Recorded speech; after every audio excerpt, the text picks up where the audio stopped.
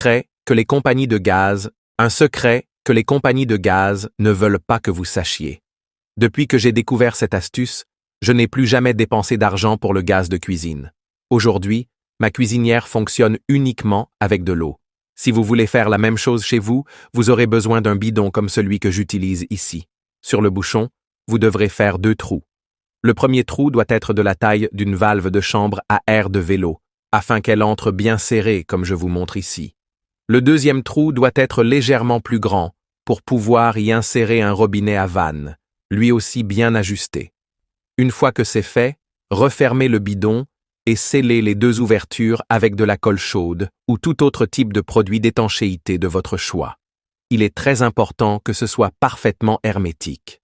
Ici, j'utilise de la colle chaude, comme vous pouvez le voir. Il est très important de préciser que cette astuce n'est pas destinée aux enfants ou aux mineurs. Nous recommandons aux adultes de faire très attention en réalisant cela chez eux et de suivre les instructions à la lettre, comme dans la vidéo. C'est simple, mais cela demande de l'attention. Ensuite, prenez un morceau de tuyau transparent, comme un tuyau de niveau, mesurez environ 20 cm et coupez-le. Raccordez une extrémité au robinet à vanne. L'autre extrémité ira dans une bouteille en plastique. Je vous recommande d'utiliser des bouteilles de 600 à 800 ml. Vous en aurez besoin de 2 et vous répéterez exactement le même processus pour les 2.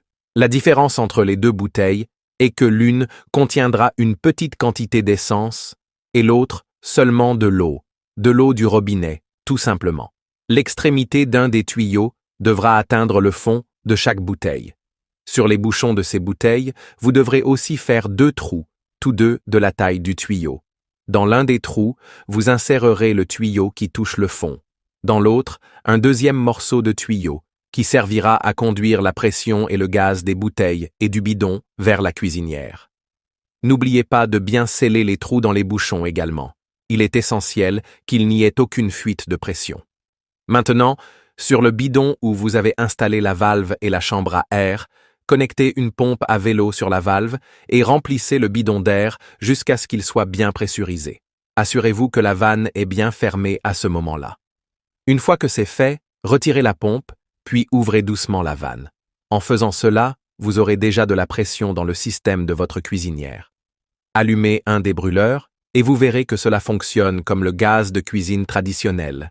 C'est une vieille astuce que les anciens utilisaient et j'ai décidé de la partager avec